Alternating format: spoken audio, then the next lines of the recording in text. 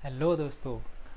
आज हम सीखेंगे कि संख्याएं कितने प्रकार की होती हैं, उनके नाम क्या क्या होते हैं, कैसे कैसे संख्याएं होती हैं, उनके नाम क्या क्या होते हैं, उनके ऊपर क्वेश्चन कैसे पूछता है। आज हम इस प्रकार के क्वेश्चन पूछेंगे या समझेंगे कि वो एक एक वर्ड पे डिपेंड करते हैं कि उनमें वर्ड क्या पूछा हुआ है। एक एक वर्ड उनमें डिपेंड करेगा। एक एक लाइन को आप बहुत गौर से सुनना। आज की वीडियो अगर देख रहे हैं आप और संख्या पद्धति का चैप्टर आपको क्लियर करना है, क्योंकि ये 9वीं वीडियो है, 9th वीडियो है, 8th वीडियो, 8 वीडियो इससे पहले संख्या पद्धति की बन चुकी हैं और मेरे हिसाब से 10 या 11 वीडियो संख्या पद्धति के चैप्टर से मैं बनाने वाला हूँ।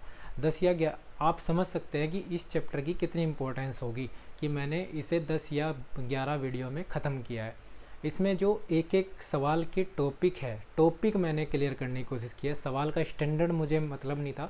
सवाल का स्टैंडर्ड मैं जब किसी पेपर की आपको प्रॉपर तैयारी कराऊंगा उसमें आपको सिखाऊंगा, लेकिन मेरा मकसद है कि मैं आपको टाइप सिखा सकूँ कि इस टाइप का क्वेश्चन आपसे पूछेगा, टाइप, और फिर उसे कैसे मॉडिफाई करके क्वेश्चन को पेपर में पूछेगा, वो आप आसानी से सीख पाएंगे। मेरे पढ़ाने का उद्देश्य यही है कि आपको बेस पता चले मैथ का, तभी आप आगे बढ़ पाएंगे स्टेप बाय स्टेप।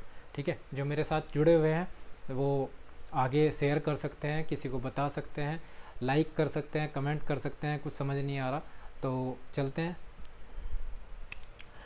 आज की वीडियो बहुत इम्पोर्टेंट है। देखो, पहला वर्ड है, आज वर्ड पे डिपेंड करेगा सब चीज़। पहला वर्ड है, ये 9th टाइप है। ठीक है, प्राकृतिक संख्याएं। प्राकृतिक संख्याएं ये है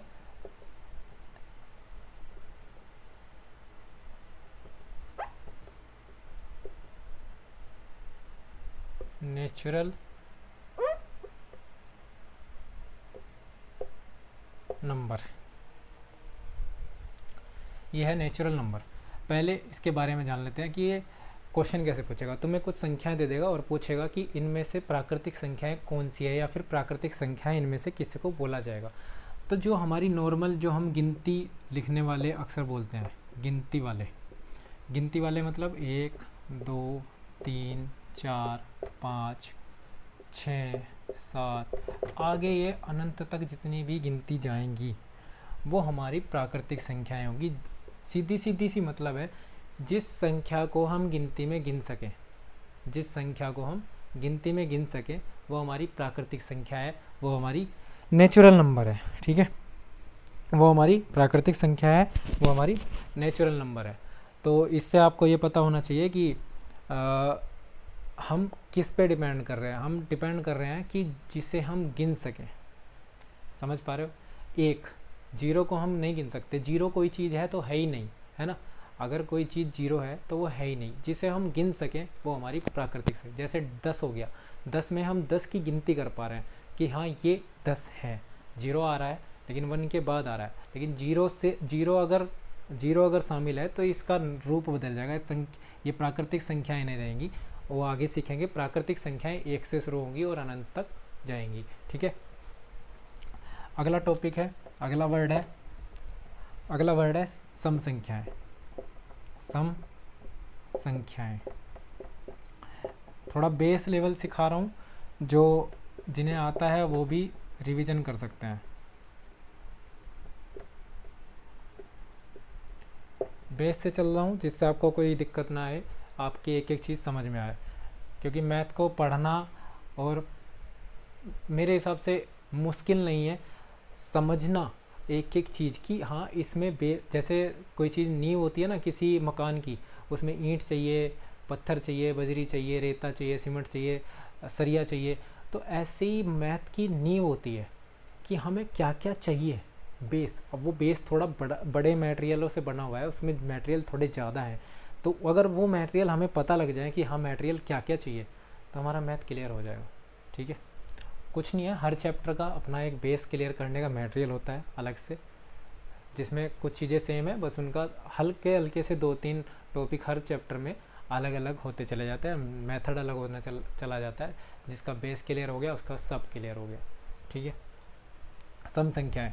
सम संख्याओं में इवन नंबर जो 2 से भाग हो जाए, जो 2 से भाग हो जाए वो सारी सम संख्याएं हैं। जैसे 2, 4, 6, 8, 10, आगे ऐसे ही चलता रहेगा।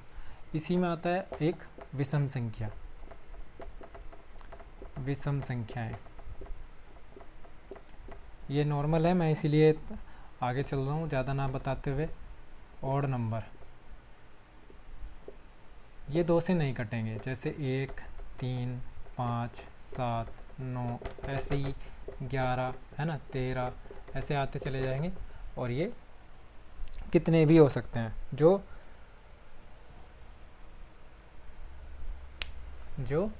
2 से ना कटे वो इवन ऑड नंबर है। अब मैं इसे हटाता हूँ, इवन और ऑड नंबर को हटा देता हूँ। अभी आपको इन दोनों में डिफरेंस भी बताना है ना, तो इसीलिए अगला है पूर्ण संख्याएं। टॉपिक 4 है पूर्ण संख्याएं। देखो इनमें अंतर क्या है, बस ये याद रखना। इसे इंग्लिश में बोलते हैं होल नंबर, होल नंबर। अगर मेरी वीडियो कोई भी देख रहा है, कोई भी हो, आप बड़े भी हो सकते हो, मुझसे छोटे भी हो सकते हो, कोई भी हो, मेरी एक रिक्वेस्ट है कि मेरी वीडियो शेयर कर दीजिए, जिससे औरों की भी हेल्प हो और मुझे मोटिव मिले कि हाँ मेरी वीडियो देखी जा रही है और बच्चों को समझ आ रही है, तो मुझे मोटिव मिले। सब्सक्राइब कर लो, अगली आपकी वीडियो आपको मिलती रहेगी।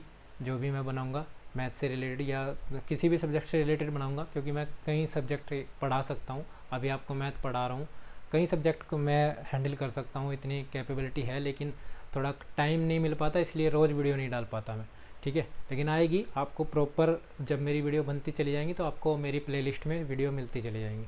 ओके, तो पूर्ण संख्याएं जो होल नंबर है, होल नंबर में क्या होता है, इससे जो पूर्ण संख्याएं होती हैं 0 से शुरू होती हैं। जैसे प्राकृतिक संख्याएं हमारी 1, 2, 3 से शुरू हुई थी, तो होल नंबर जो शुरू होंगे, पूर्ण संख्याएं जो शुरू होंगी, वो ऐसे करते करते अनंत तक जाएंगी, ठीक है। तो होल नंबर में और प्राकृतिक नेचुरल नंबर में अंतर समझ गए। ये होल नंबर है और ये नेचुरल नंबर है। अगर 0 लग गया तो ये प्राकृतिक संख्या नहीं रही, अगर यहाँ 0 लग गया तो ये पूर्ण संख्याओं में आएगा, ध्यान रखना। इसमें कन्फ्यूजन करता है वो, इनमें दोनों में पूछ लेता है कि पूर्ण, इनमें से पूर्ण संख्या कौन सी है। जिसमें 0 लगा होगा वो पूर्ण संख्याएं हैं, जिनमें 0 नहीं लगा होगा, जो 1 से स्टार्ट हो रही होंगे, वो प्राकृतिक संख्याएं हैं, ठीक है। आगे चलूँ, अगला देखो,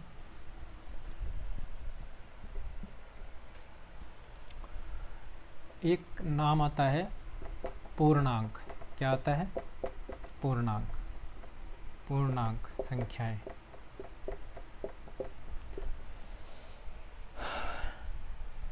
इंटीगर्स बोलते हैं ये,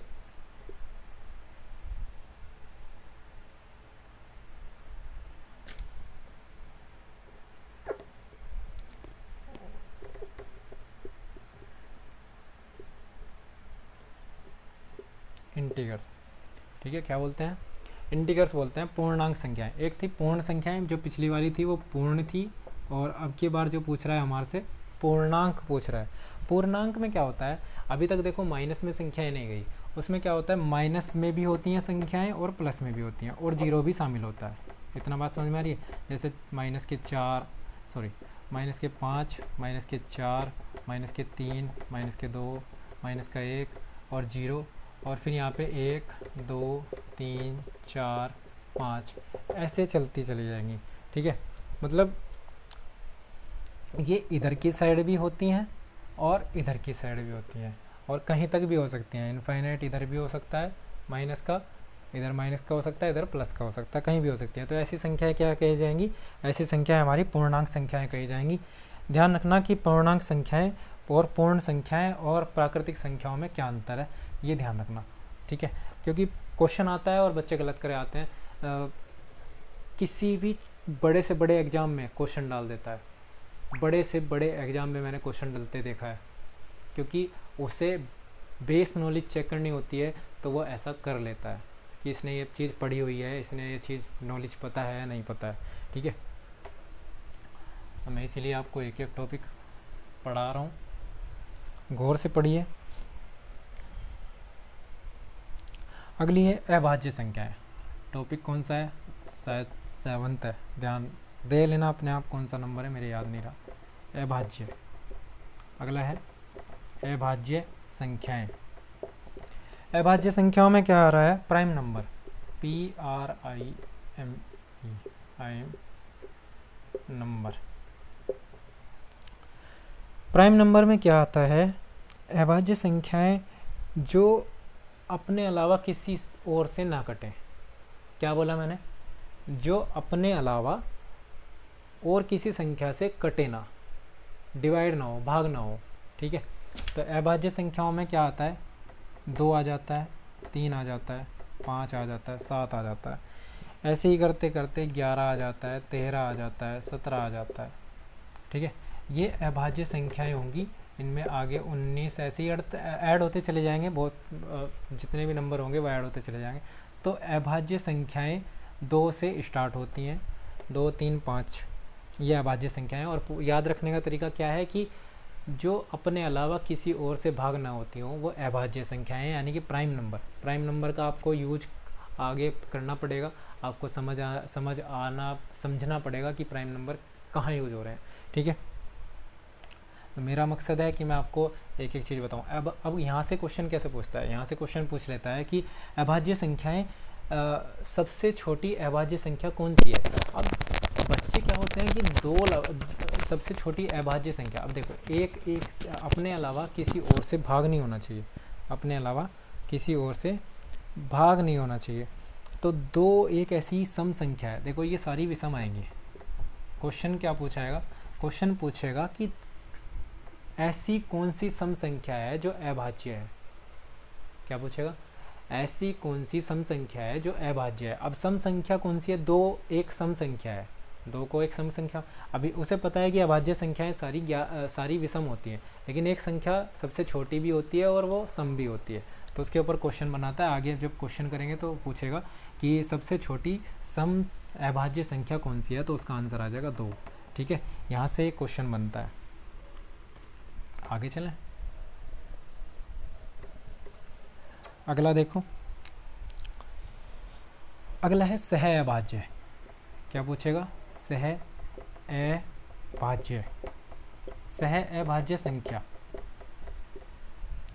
सह अभाज्य संख्या को प्राइम नंबर। क्या बोलेंगे? को प्राइम नंबर। क्या बोलेंगे? को प्राइम नंबर। सह अभाज्य संख्या ऐसी 2 संख्याएं जिनके बीच की एक, अगर हम सम संख्या हटा दें, जैसे 3 और 5, 3 और 5 के बीच में क्या आ रहा है? 4 आ रहा है, उस 4 को हटा दो। अब 3 भी क्या है? अभाज्य संख्या है, और 5 भी क्या है? अभाज्य संख्या है। तो एक संख्या अगर बीच की हटा दें और 2 का जोड़ा मिल जाए अभाज्य संख्या होगा, तो उन्हें को प्राइम नंबर बोलेंगे, यानी कि सह अभाज्य संख्या बोलेंगे। समझ आया? मैं एक बार और रिपीट करता हूँ। ऐसी 2 संख्याएं जो अभाज्य हैं और उनके बीच में केवल एक संख्या आती है, जैसे 7 और 9, सॉरी 7 और 9 होगा, 9 नहीं होगा, मैंने गलत लिख दिया वहाँ पे। पीछे आप सही कर लेना, जो पिछले वाला क्वेश्चन है उसमें अभाज्य संख्याओं में 9 लिखा गया है, वो गलत हो गया है। ठीक है, तो वहाँ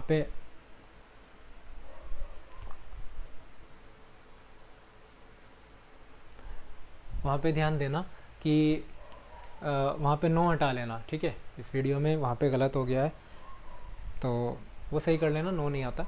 तो जो आपके जोड़े बनेंगे सह अभाज्य में,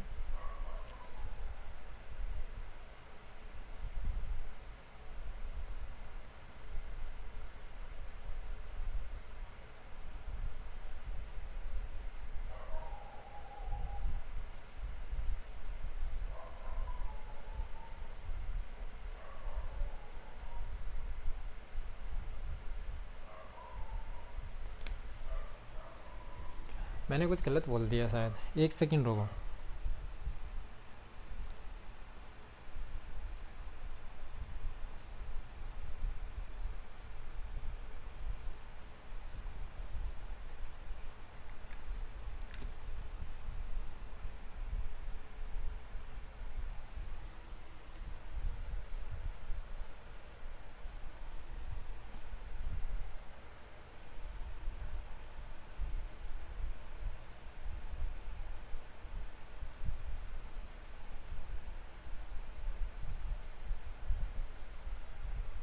हाँ, सहभाज्य संख्याएं ऐसी दो संख्याएं जो जो जो किसी एक टेबल से ना कटती हों।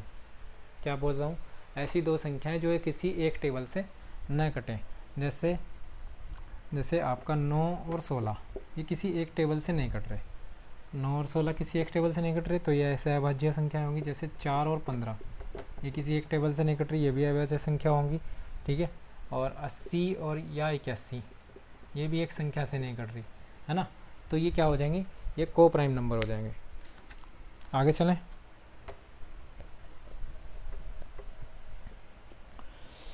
आगे है भाज्य संख्या।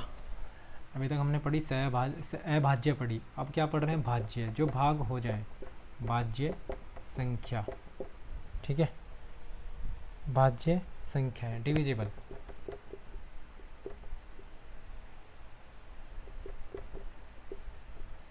डिविजिबल नंबर,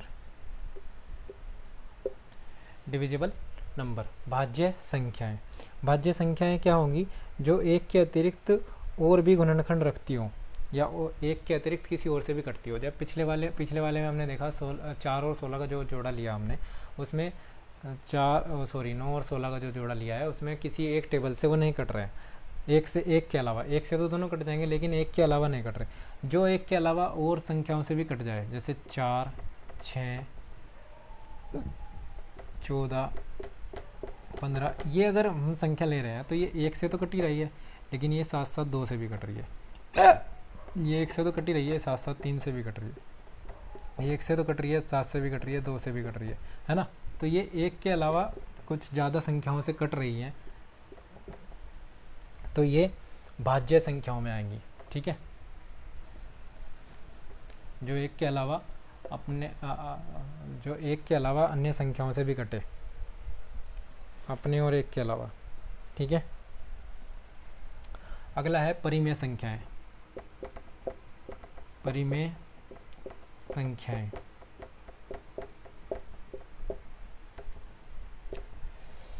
परिमेय संख्याएं, रेशनल नंबर, RATIONAL, रेशनल।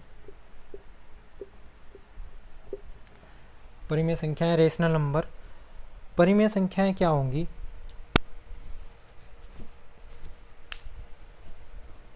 देखो, यहाँ पे परिमेय और अपरिमेय में अंतर समझ लो, लोग बहुत कन्फ्यूजन रहते हैं। ठीक है, परिमेय और अपरिमेय संख्याएं। परिमेय संख्या और अपरिमेय संख्या, अब ये दोनों एक जैसी लिखी जा सकती है। जैसे मैं लिख लूँ, इसको लिख लूँ 4/5, इसको लिख लूँ 1/2, दो संख्याएं ये लिख ली। अब यहाँ पे लिख लिया मैंने √2, ठीक है, या पाई।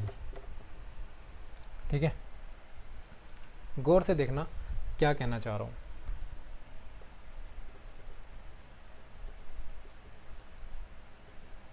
एक 101/3।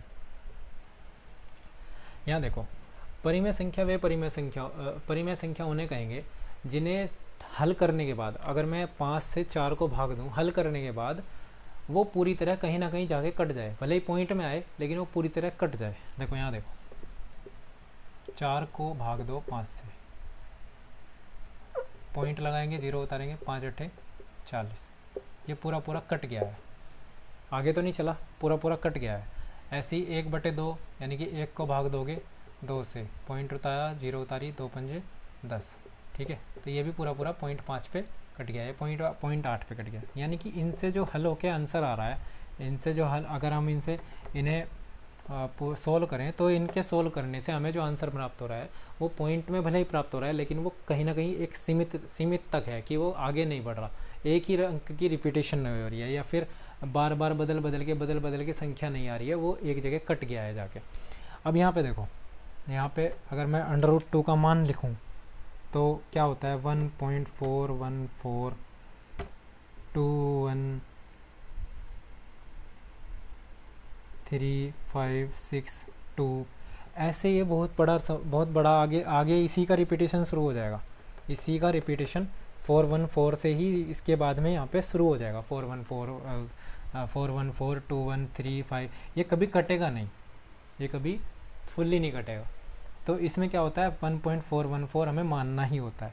जैसे पाई का मान है 22/7, जब तुम 22/7 को काटोगे, पाई का मान 22/7 मान लिया जाता है, तो 22/7 को जब हम काटते हैं तो 3.141592653 ऐसे पॉइंट के बाद देखो कितने अंक तक बढ़ता जा रहा है, बढ़ता जा रहा है, बढ़ता जा रहा है, कहीं पे कटा नहीं ना।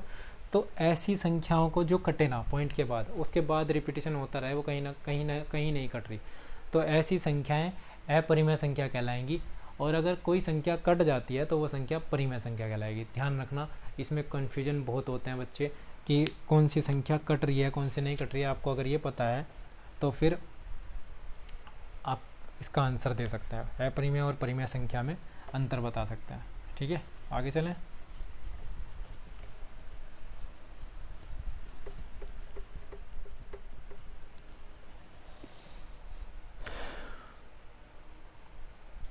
अगला है वास्तविक संख्याएं। कौन सी? वास्तविक संख्या। वास्तविक संख्याएं real number, REAL, real number.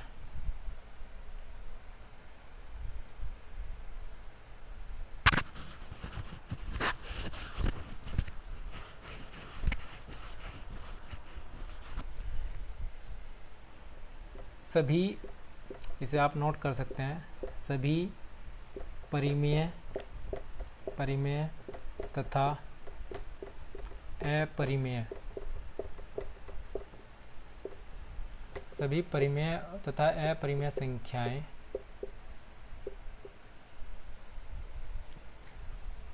वास्तविक संख्याएं हैं। वास्तविक संख्याएं हैं। ठीक है, इनका वर्ग हमेशा धनात्मक आता है, यानी कि पॉजिटिव आता है। ठीक है, धनात्मक होता है। अगर आप इनका वर्ग करेंगे और इनमें कोई वो लगा हुआ है, माइनस चिन्ह लगा हुआ है, तो वो वर्ग हमेशा प्लस में ही आएगा, माइनस में नहीं आएगा। ठीक है,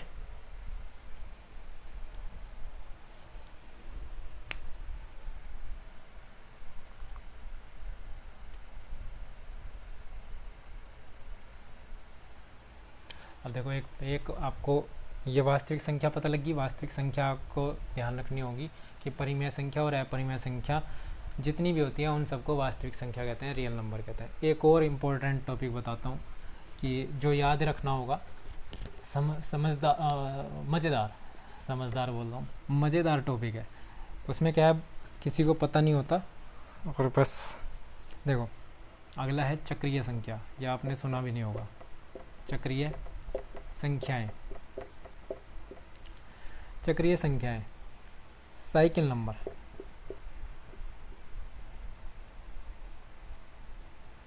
साइक्लिक नंबर। चक्रीय संख्या वो संख्या है जिसे, जैसे कोई उसमें अंक हैं जितने 1 2 3, तो 1 2 3 में अगर मैं 4 की गुना कर रहा हूँ, सपोज करो कि 3 2 1 आंसर आ गया। सपोज करो, मैं ये नहीं कह रहा कि 3 2 1 ही आएगा, मैं सपोज करने के लिए कह रहा हूँ। अगर मेरे पास संख्या है 1 2 और 3, यानी कि मेरे पास क्या लिखा हुआ है, मैंने लिखा 123। अगर मैं 123 में किसी भी संख्या की यहाँ पे गुना करता हूँ और मेरे पास 3 2 1 या फिर 3 1 2 ऐसे इनमें से ही कोई संख्या प्राप्त हो जाए, तो इसका मतलब क्या है कि जिस संख्या में जैसे अंक थे वैसे ही अंक हमें अदल बदल के यहाँ पे प्राप्त हो गए किसी संख्या में गुना करने से।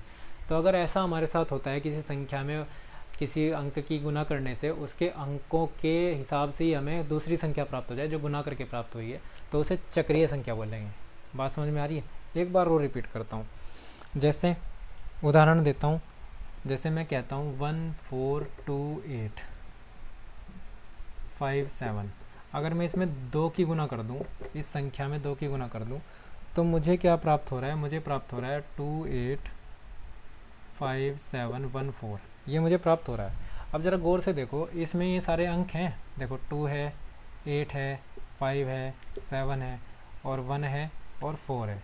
देखो इन्हीं अक्षरों से मिलके ये वाली अक्षर गुना होके यही वाले अक्षर मुझे यहाँ प्राप्त हो गए। अगर ऐसे हमारे साथ कहीं पे कोई गुना होके संख्या प्राप्त हो जाती है तो उसे चक्रीय संख्या बोलते हैं। ठीक है, मैथ की लैंग्वेज में उसे चक्रीय संख्या बोलते हैं। बात समझ में आई है? तो ये कुछ टॉपिक इम्पोर्टेंट थे जो मैंने आपको बताए और आपको नोट करने चाहिए, डेफिनेटली और नोट करने चाहिए। अगर संख्या पद्धति का चैप्टर आप पढ़ रहे हैं तो आपसे पूछा जाएगा।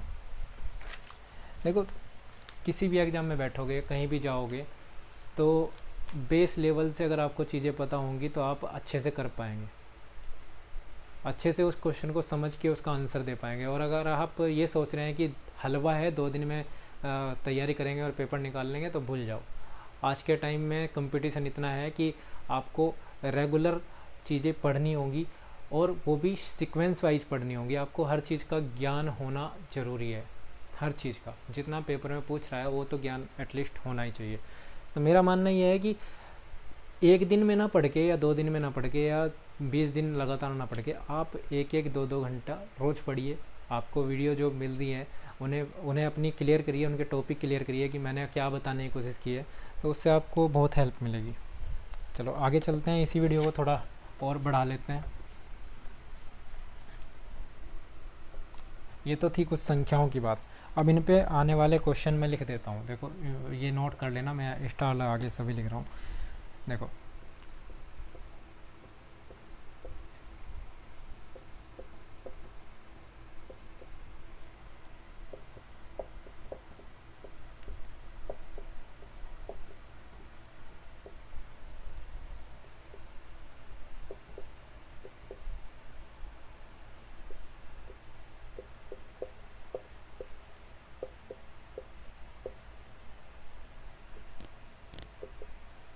देखो एक क्वेश्चन बन गया, ऐसी संख्या जो सम संख्या भी है तथा अभाज्य भी है। ऐसी संख्या बतानी थी जो सम संख्या भी है तथा अभाज्य भी है। तो हमें क्या प्राप्त होना, हमने क्या पढ़ा था अभी कि अभाज्य संख्या हमारी जो कौन सी थी, जो अपने अलावा किसी और से न घटे, अपने या एक के अलावा। तो हम कहाँ से शुरू कर रहे थे, 2, 3, 5, 7। देखो यहाँ पे मैंने 9 लिखा था, वीडियो में पीछे जो मिस्टेक हुई है, यहाँ पे 9 लिखा था क्योंकि 9 3 से कट जाता है तो 9 नहीं आएगा इसमें। ठीक है, 7, 11, 13 ऐसे आएगा। तो सबसे छोटी अभाज्य संख्या कौन सी है हमारी, जो सम भी है और अभाज्य भी है। तो इसका आंसर 2 आ जाएगा। याद रखना, बहुत इंपॉर्टेंट क्वेश्चन है कि सबसे छोटी अभाज्य संख्या कौन सी है। अगला टॉपिक देखते हैं। चलो लिखा रहने दो, मैं नीचे लिखता हूँ। देखो अब पूछ रहा है ऐसी संख्या बताओ, ऐसी संख्या जो न तो भाज्य है और न ही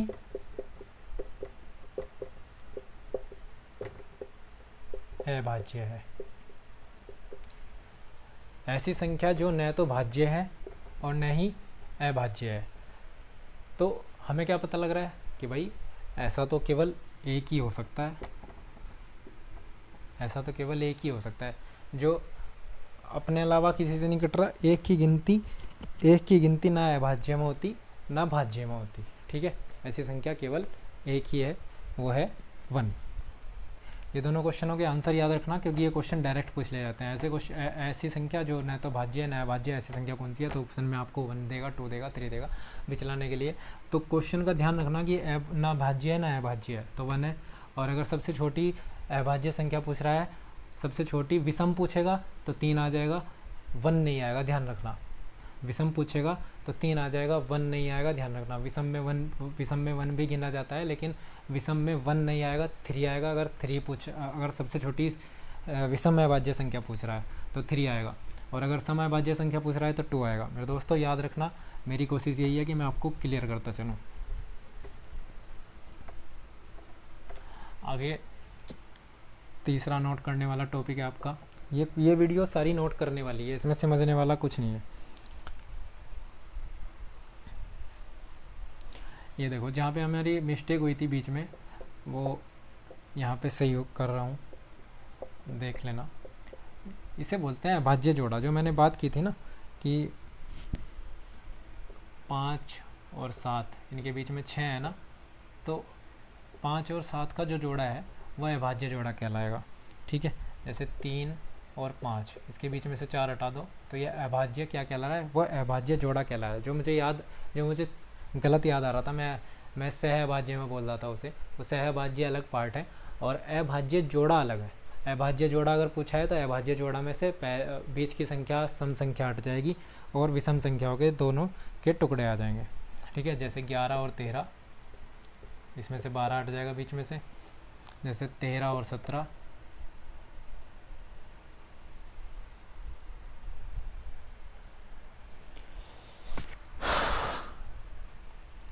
सॉरी 17 और 19, ये देखो यहाँ से क्या हटा, यहाँ से 18 हट गया, तो 17 और 18 का जोड़ा बन गया। तो ये क्या बन गए, ये सब अभाज्य जोड़े बन गए।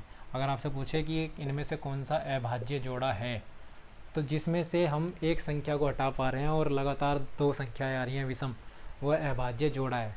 ध्यान रखना, अभाज्य जोड़ा और सहअभाज्य में अंतर है। ठीक है, तो मेरे हिसाब से बहुत सही समझा दिया मैंने। अगर अगला है कि प्रत्येक सम संख्या का वर्ग सम संख्या होता है। याद रखना, पर सभी, ऐसे लिख लो, सभी सम संख्याओं का वर्ग सम संख्या होता है। यानी अगर आप 2 का स्क्वायर करते हैं तो 2 दूनी 4, ये भी सम, ये भी सम। अगर आप 8 का स्क्वायर करते हैं 8 8 64, तो ये भी सम, ये भी सम। यानी कि जितनी भी सम संख्याओं का हम स्क्वायर करेंगे तो हमें कौन सी संख्या प्राप्त होने वाली है, सम संख्या ही प्राप्त होने वाली है। विषम संख्या में कभी स्क्वायर प्राप्त नहीं होगा। ठीक है, सम संख्या का। ठीक है, ध्यान रखोगे। ऐसे ही इसी लाइन में चेंज करता हूँ, सभी विषम, यहाँ पे भी चेंज करता हूँ, सभी विषम। क्या चेंज किया मैंने, वर्ड चेंज कर दिया, सम संख्या की जगह विषम संख्या दे दिया। तो सभी विषम संख्याओं का वर्ग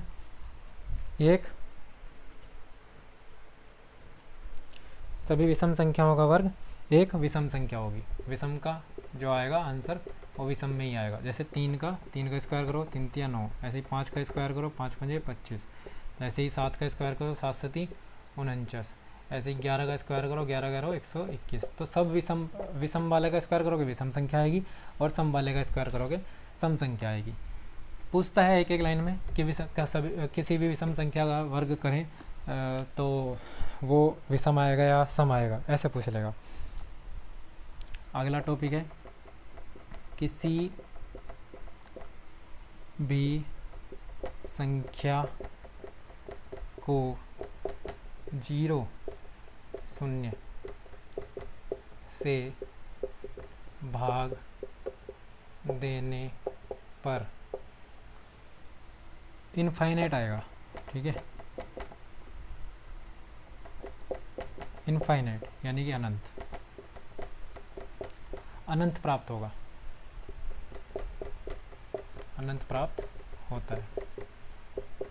किसी भी संख्या को अगर हम 0 से भाग देंगे तो वो इनफाइनाइट आंसर में आएगा। ठीक है, अगला टॉपिक है शून्य